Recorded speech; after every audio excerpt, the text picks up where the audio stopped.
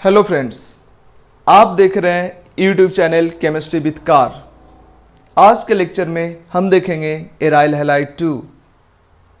Aryl halide 2 मतलब इसके पहले हमने एराइल हैलाइड 1 देखा था। छोटा लेक्चर था, वो 10 मिनट का लेक्चर था। ये थोड़ा बड़ा होगा, ठीक है। पिछले लेक्चर में हमने देखा था कि न्यूक्लियोफाइल का अटैक एराइल हैलाइड पे जनरली नहीं होता है, लेस रिएक्टिव होता है aryl halide towards nucleophilic substitution reaction. But फिर भी कुछ रिएक्शन कुछ पार्टिकुलर कंडीशन में होता है, मतलब aryl halide nucleophilic substitution reaction show करता है कुछ पार्टिकुलर कंडीशन पे, कुछ पार्टिकुलर कंडीशन में, कुछ पार्टिकुलर टेम्परेचर प्रेशर पे, मतलब हाई टेम्परेचर प्रेशर पे एंड कुछ पार्टिकुलर कंडीशन में। तो उस कुछ रिएक्शंस के बारे में हम पढ़ेंगे।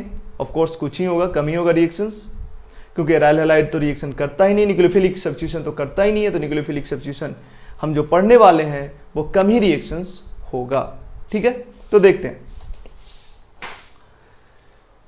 जो न्यूक्लियोफिलिक एरोमेटिक सब्स्टिट्यूशन, जो थोड़ा बहुत रिएक्शन होता है न्यूक्लियोफिलिक एरोमेटिक सब्स्टिट्यूशन का, वो दो मैकेनिज्म के थ्रू होता है। दो मैकेनिज्म, एक को बोलते हैं SN-AR मैकेनिज्म और एक को बोलते हैं बेंजाइन मैकेनिज्म। दोनों को डिटेल से हम पढ़ेंगे।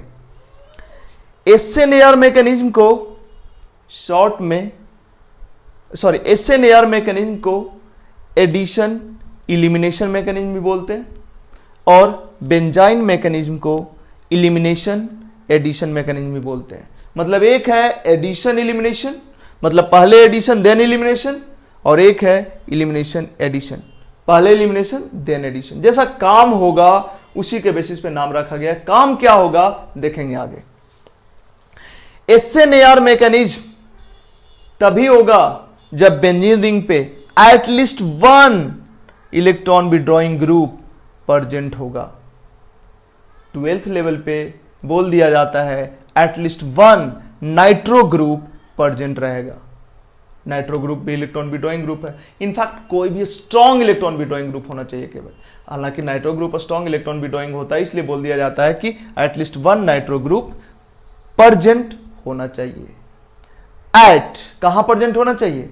या तो ऑर्थो पोजीशन पे या पैरा पोजीशन पे या दोनों पे प्रेजेंट रहेगा, तब SN-AR मैकेनिज्म से रिएक्शन होगा। और अगर नहीं रहा प्रेजेंट, कोई भी इलेक्ट्रॉन विड्रॉइंग ग्रुप नहीं रहा प्रेजेंट बेंजीन रिंग पे, तो SN-AR नहीं होगा। फिर अगर रिएक्शन होता है तो वो रिएक्शन बेंजाइन मैकेनिज्म से होगा। और benzene mechanism always high temperature high pressure खोजता है। क्यों खोजता है ये सब कुछ पता चलेगा कुछ आज के लेक्चर में और कुछ नेक्स्ट लेक्चर में। इस रिएक्शन को जरा देखो। बेंजीन के ऊपर हाइड्रोजन लगा हुआ है, ऑफ कोर्स एराइल हैलाइड। इसका NaOH के साथ रिएक्शन करा दिया गया है, देन H3O+ के साथ रिएक्शन कराया गया। ये NCERT का डेटा है आई थिंक।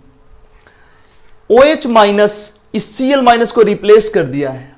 OH- इस Cl- को रिप्लेस किया है। OH- Cl- को रिप्लेस किया है।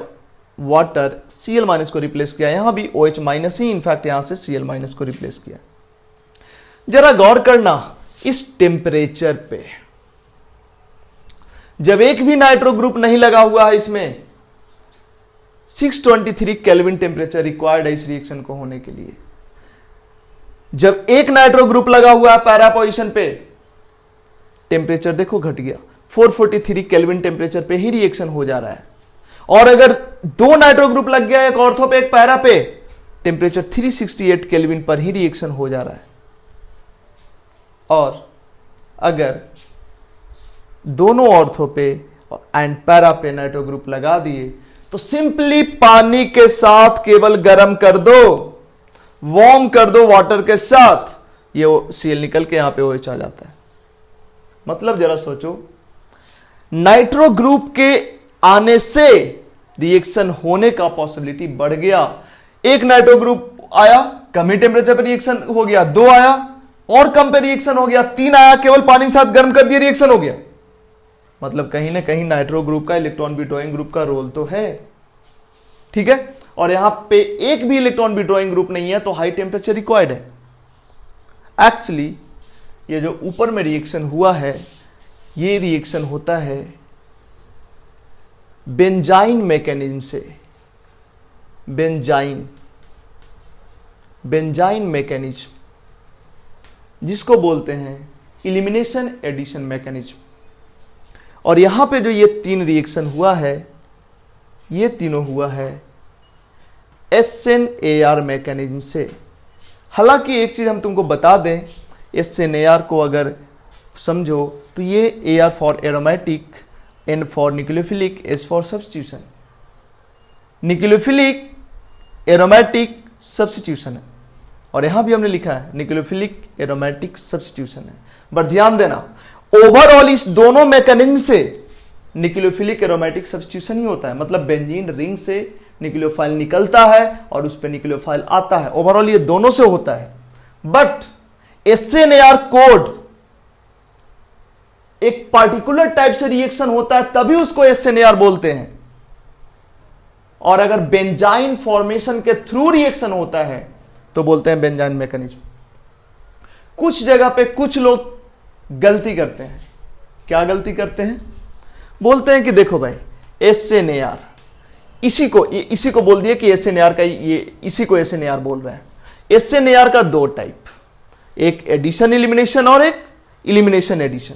वो गलत बात है। SNAR का 2 टाइप, एक एडिशन इलिमिनेशन और एक इलिमिनेशन एडिशन, ये गलत बात है। इनफैक्ट न्यूक्लियोफिलिक एरोमेटिक सब्स्टिट्यूशन को SNAR नहीं बोलते हैं। न्यूक्लियोफिलिक एरोमेटिक सब्स्टिट्यूशन का 2 पार्ट, एक पार्टिकुलर टाइप से मैकेनिज्म होगा तब SNAR बोलेंगे, और अगर बेंजाइन फॉर्मेशन के थ्रू मैकेनिज्म होगा तो बोलेंगे बेंजाइन मैकेनिज्म। समझ आया?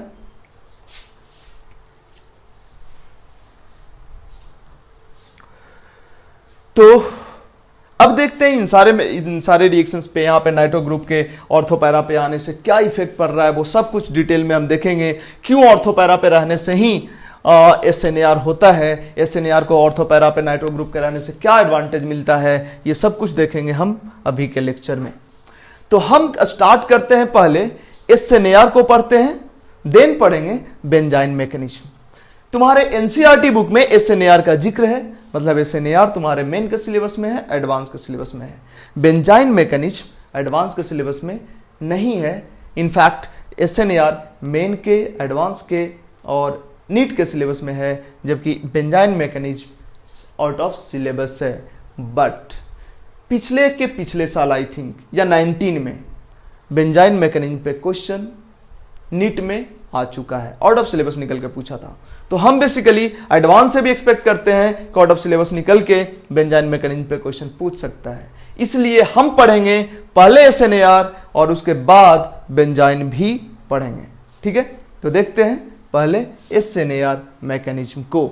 मतलब बेंजीन रिंग पे एटलीस्ट 1 नाइट्रो ग्रुप रहना चाहिए। अगर एटलीस्ट 1 नाइट्रो ग्रुप रहा या इसके अलावा भी कोई और स्ट्रॉन्ग इलेक्ट्रॉन विड्रॉइंग ग्रुप रहा तो जो मैकेनिज्म होगा उसको बोलेंगे SNAR मैकेनिज्म। और वो कैसे होगा वो देखते हैं। तो फटाफट इसको कॉपी करो, हम इसको मिटाएंगे। एक्चुअली यहां पे एक नाम लिखे हैं मेसेनहेमर कॉम्प्लेक्स। एक्चुअली एक इंटरमीडिएट होता है जिसका ये नाम है, अभी बताएंगे डिटेल में। चलो हम पहले SNAR पढ़ेंगे, इसका मतलब इसका मैकेनिज्म देखेंगे, इसका नहीं, क्योंकि ये तो बेंजाइन मैकेनिज्म से होगा। तो पहले ये कैसे हुआ वो देखेंगे हम। चलो फटाफट कॉपी करो, हटाते हैं हम इसको।